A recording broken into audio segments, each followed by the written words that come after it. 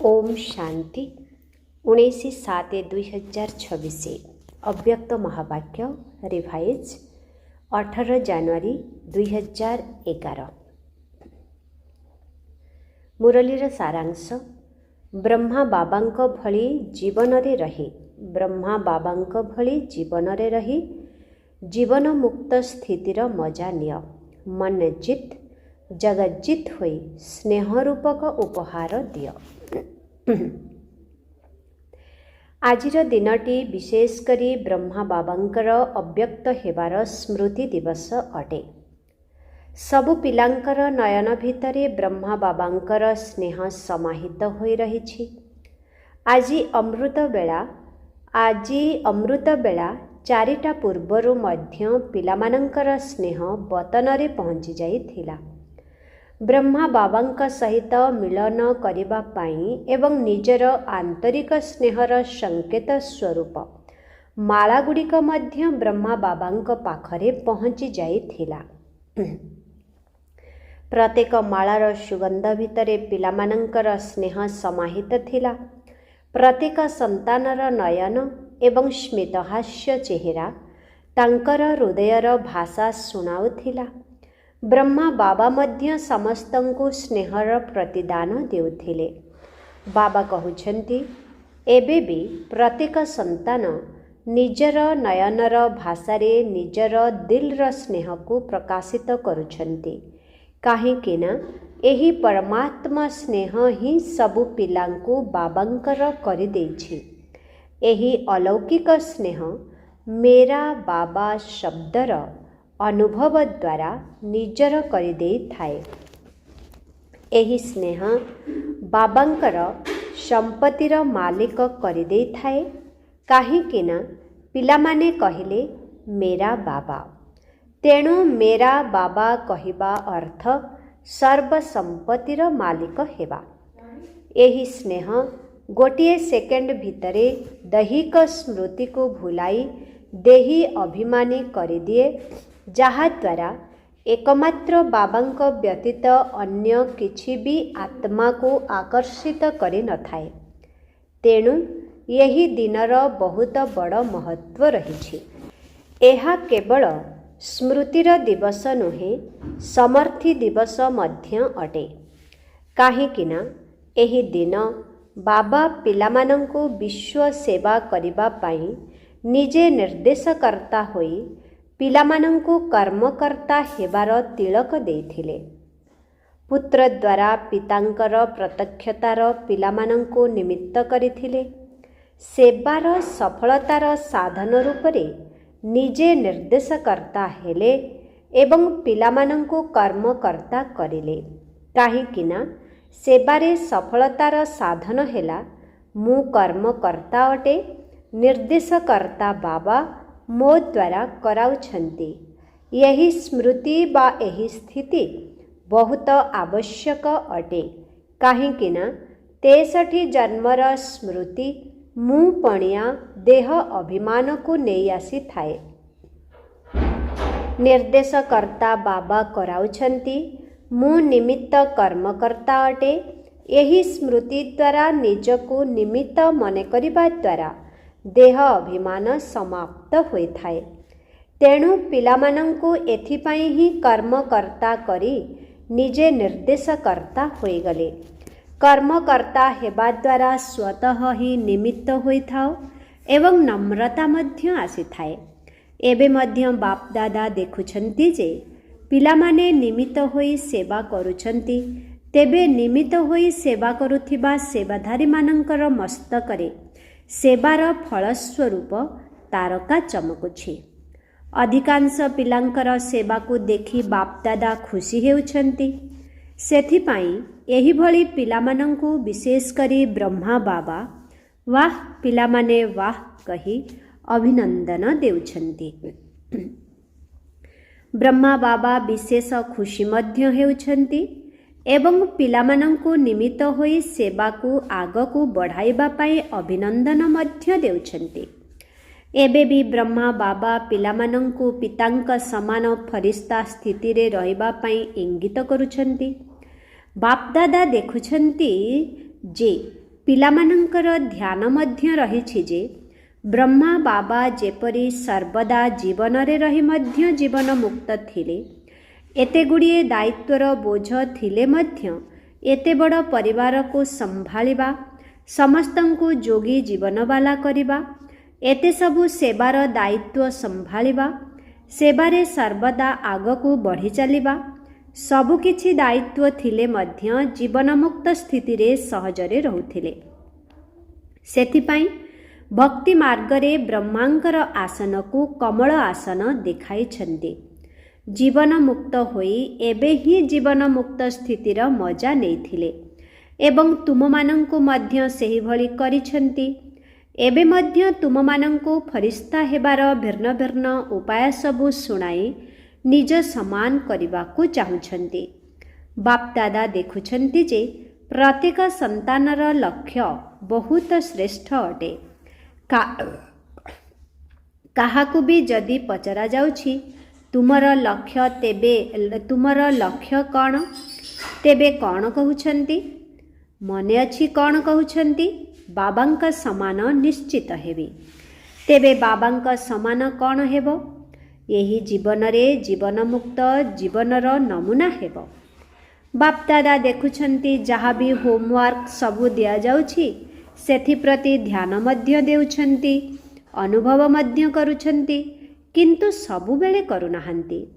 ଏବେ ବି ଯେଉଁ କାମ ଦିଆଯାଇଥିଲା ତାର ଫଳାଫଳରେ ଅନେକ ପିଲା ପୁରୁଷାର୍ଥ କରି ଏକ ମାସ ପର୍ଯ୍ୟନ୍ତ ଧ୍ୟାନ ଦେଇଛନ୍ତି।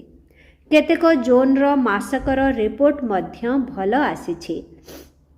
ଯେଉଁମାନେ ବି ରିପୋର୍ଟ ପଠାଇଛନ୍ତି, ଯେଉଁ ଜୋନ୍ବାଲା ପଠାଇଛନ୍ତି, ସେମାନଙ୍କୁ ବାପଦାଦା ବାଃ ପିଲାମାନେ ବାଃ କହି ଅଭିନନ୍ଦନ ଦେଉଛନ୍ତି।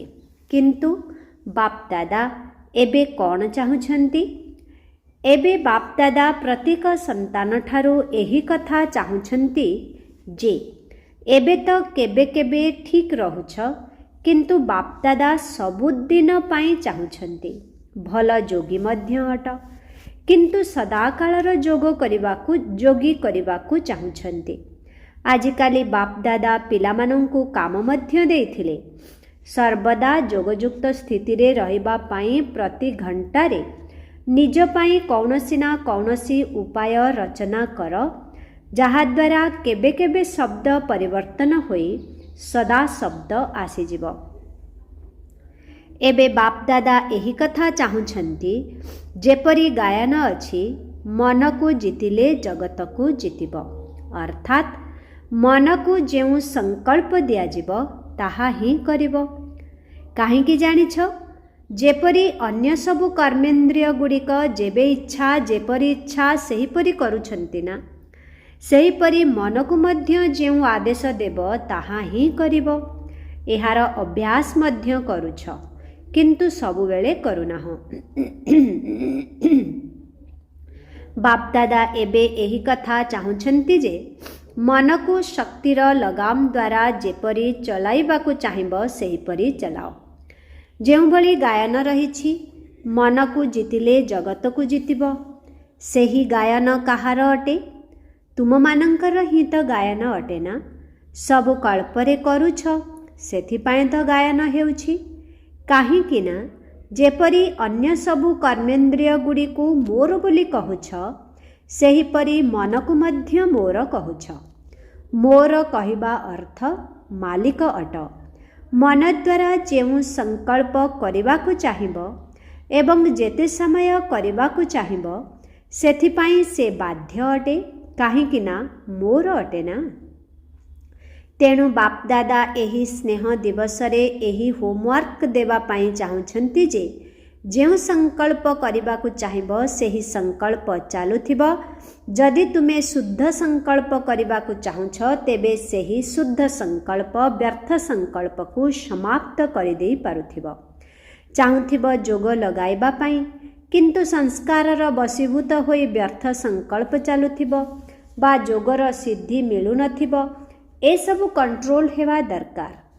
ଯଦି ଗୋଟିଏ ଘଣ୍ଟା ଯୋଗ ଲଗାଇବାକୁ ଚାହୁଁଛ, ତେବେ ମନ ତୁମକୁ ହଲଚଲ ନ କରୁ। ଆତ୍ମା ମାଲିକ ଅଟେ, ମନ ମାଲିକ ନୁହେଁ। मन तो आत्मार साथी अटे।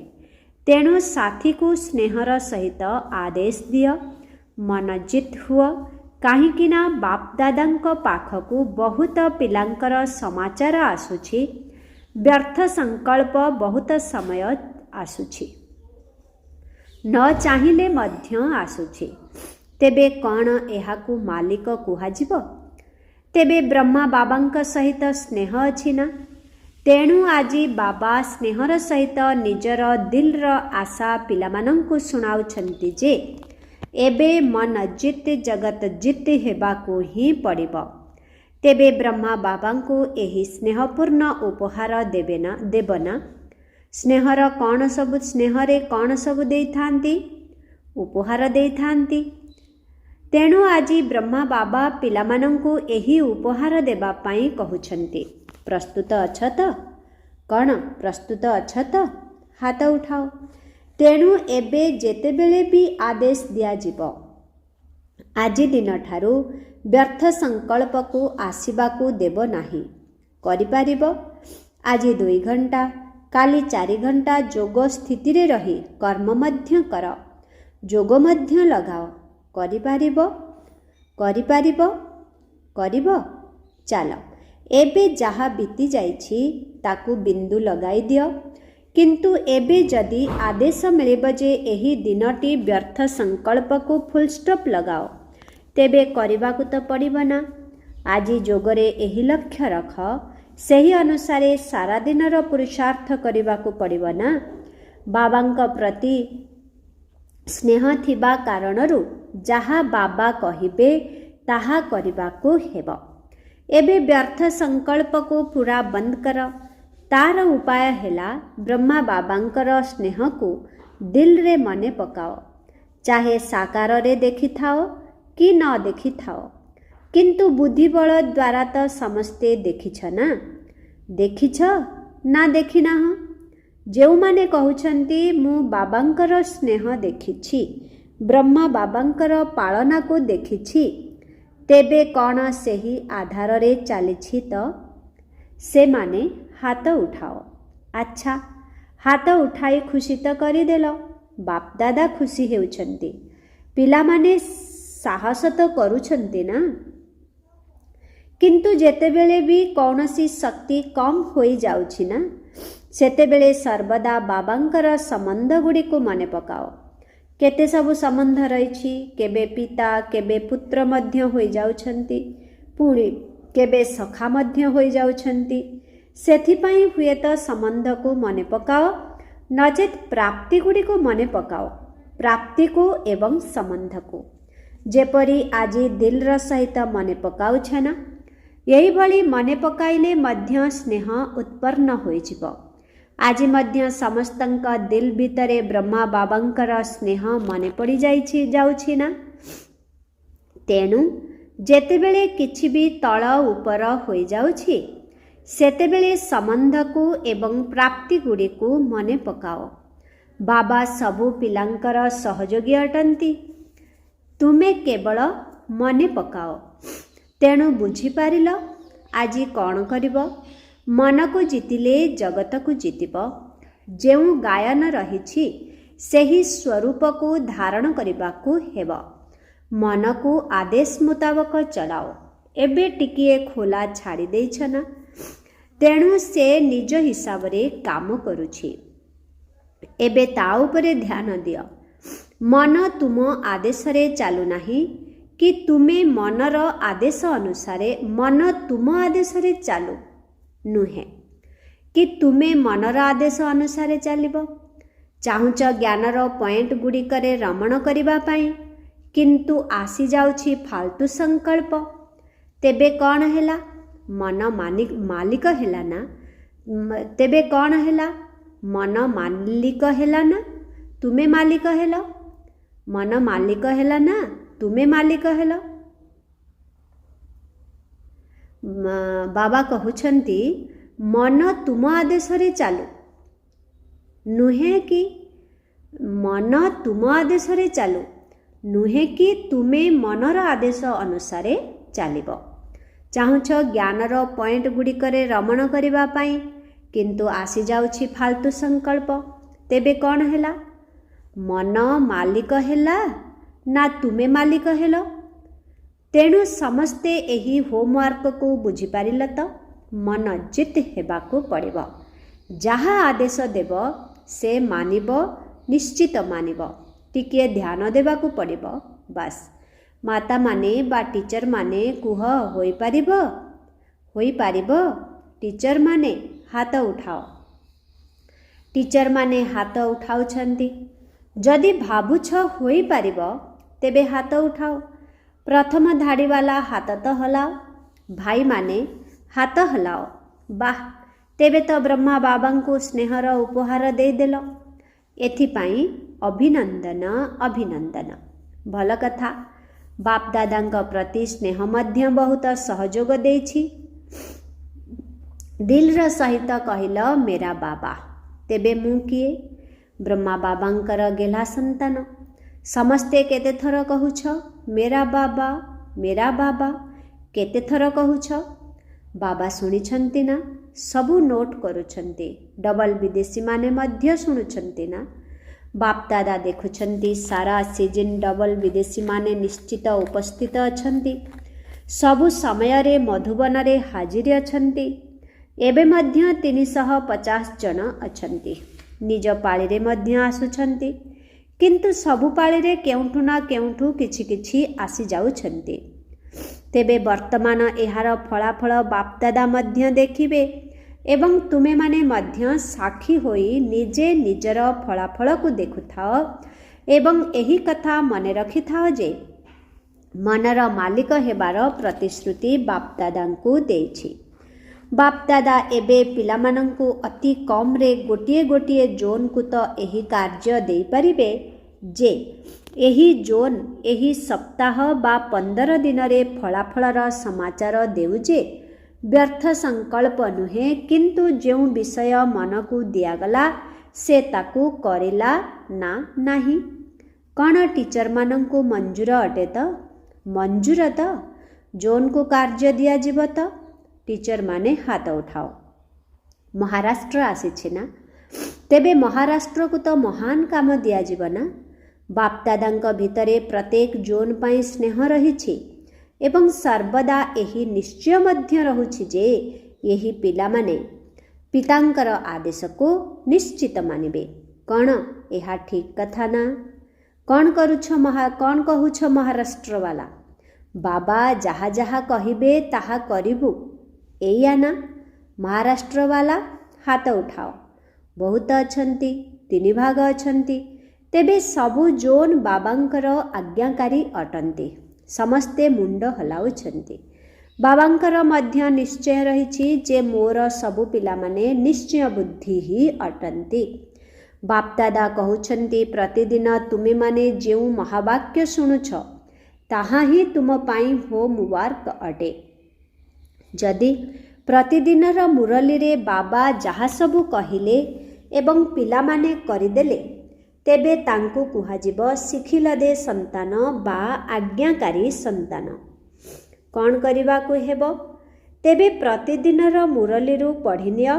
काहेकि ना बापदादा देखुछंती अधिकांश पिला मुरली सहित स्नेह रखुछंती। जदि काहार मुरली प्रति सेतिकी स्नेह नाही, किंतु कहूछि बाबा मोर आपणंक सहित बहुत स्नेह अछि, तेबे बाबांकर स्नेह काहा सहित अछि? मुरली सहित। मुरली सुनाइबा पाई केते दूररू आसुछंती।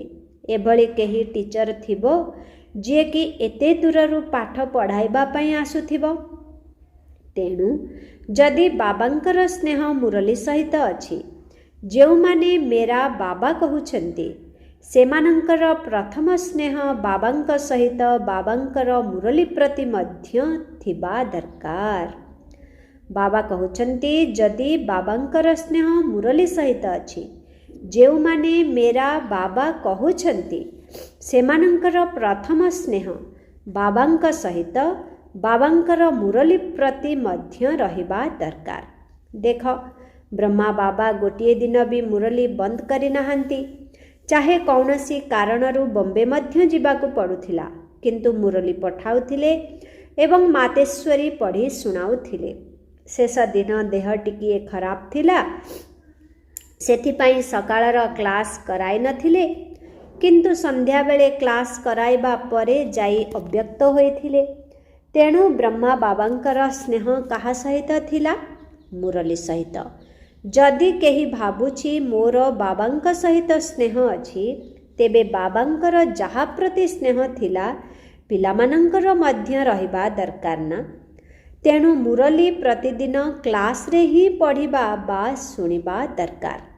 जदि कौनसी असुविधा अछि बाहाना करू नाहो, कारण यथार्थ अछि, तेबे काहाठारु शुणिनिय। तेबे जेउमाने भाबुछंती जे मु मुरलीर सेतिकी महत्व रखिबि, सेमाने हाथ उठाओ। अच्छा, एठाकु तो सबु देखा जाउछि, बाबा तो पछवालांकु मध्य देखुछंती। भल, बहुत भल। बाबा मध्य मझिरे मझिरे परीक्षा नेबे जे आजी केउमाने मुरली शुणी नाहांते, तांको नाम टीचर लेखी पठांतु। कौन पसंद तो? अच्छा, आजी ब्रह्मा बाबा प्रत्येक पिला सहित मिसी बहुत बहुत स्नेहर सहित प्रत्येक संतान को नयन द्वारा स्नेह देउछंती। अच्छा, डबल विदेशी भाई भौणी सहित विदेश वालांक भितरे सेवार उमंग उत्साह बहुत भल अछि। बापदादा सबु पिलांकु एही कथा कहउछंती जे सेवा खूब कर, काहेकि ना समय केतेबेले भी बदली जाई पारे, जहाँकि सबु सेवा करिबाकु चाहिले मध्य करि पारिबि नाही। एभली समय मध्य आसीबो, सेथिपाई जहा करिबार अछि ताकु एबे कर, केबे नुहे एबे। बापदादा सबुबेले कहउछंती जे काली उपरे छाड़ नाही, आजी उपरे मध्य नुह, एबे। काहेकि ना समय एवं पांच तत्व बाबांक पाखकु आसुछंती, पचारुछंती आमकु कुह एभली दुखर सीन आउ केते दिन चलिबो। जेहेतु निजे दुखी हेउछंती, तेबे कौन करिवे? मनुष्य आत्मा मानंकु मध्य दुखी करिवे ना। सेथिपाई जेउमाने भी आसीछ, समस्तंकु संकल्प करिबाकु हेब जे ब्राह्मण जीवन जेपरि आवश्यक अटे, सेहीपरि वर्तमान समय रे समस्तंक पाई सेवा करिबा मध्य जरूरी अटे। निजे कर नचेत कराओ। बाकी बापदादा जेउ होमवर्क देइछंती, मन को जीति जगत को जीतिबाकु पड़िबो, एहा तुम मानंकर ही गायन अटे, ताकू केवल दोहराइबाकु हेब। अच्छा,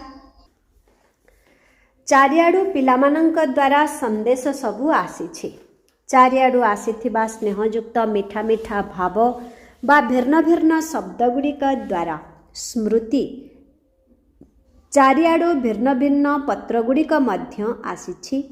समस्तंकु बापदादा प्रत्युत्तर देउछंती।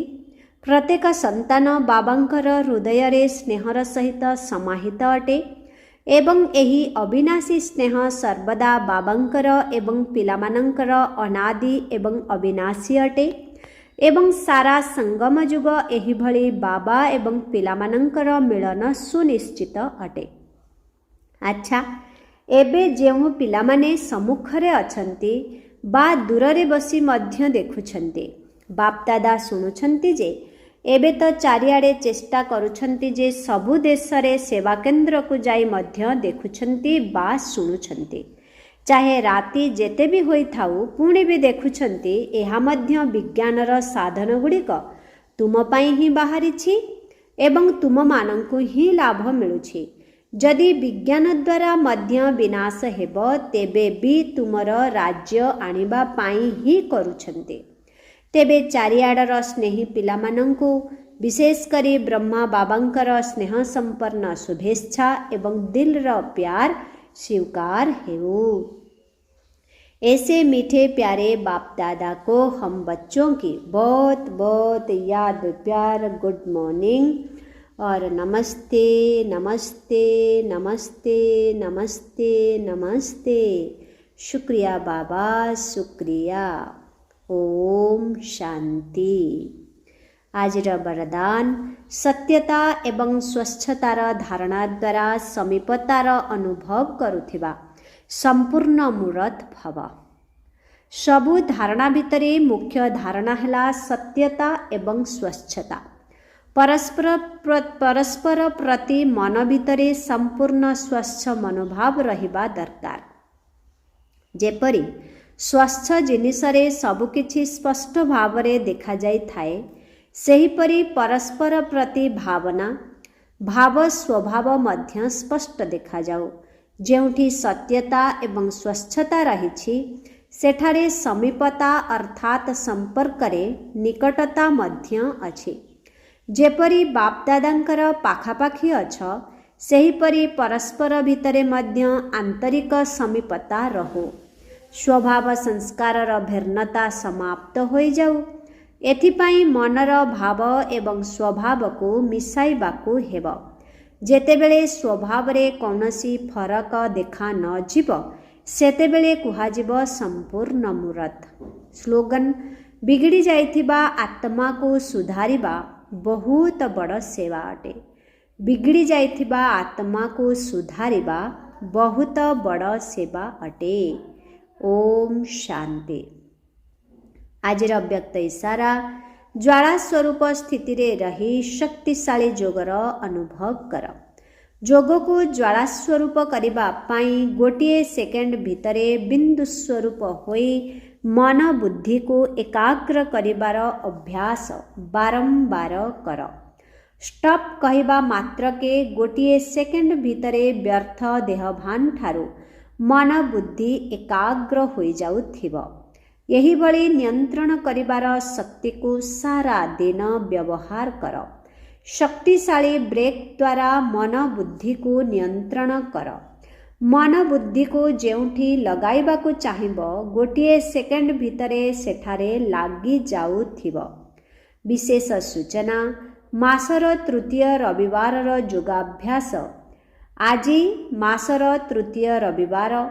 ସମସ୍ତ ଭାଇ ଭଉଣୀମାନେ ସଂଗଠିତ ରୂପରେ ଏକତ୍ରିତ ହୋଇ ସନ୍ଧ୍ୟା 6:30 ଠାରୁ 7:30 ପର୍ଯ୍ୟନ୍ତ ନିଜର ଫରିସ୍ତା ସ୍ୱରୂପ ଦ୍ୱାରା ଭଟକୁଥିବା ଦୁଃଖୀ ଅଶାନ୍ତ ଆତ୍ମାମାନଙ୍କୁ ସୁଖ ଶାନ୍ତିର ପବିତ୍ର କିରଣ ଦେଇ ସେମାନଙ୍କୁ ସାହାରା ଦାତା ପରମାତ୍ମା ପିତାଙ୍କର ସ୍ମୃତି ଦେବାର ସେବା କରିବା ହେବେ। ଓମ୍ ଶାନ୍ତି। ଓମ୍ ଶାନ୍ତି। ଓମ୍ ଶାନ୍ତି।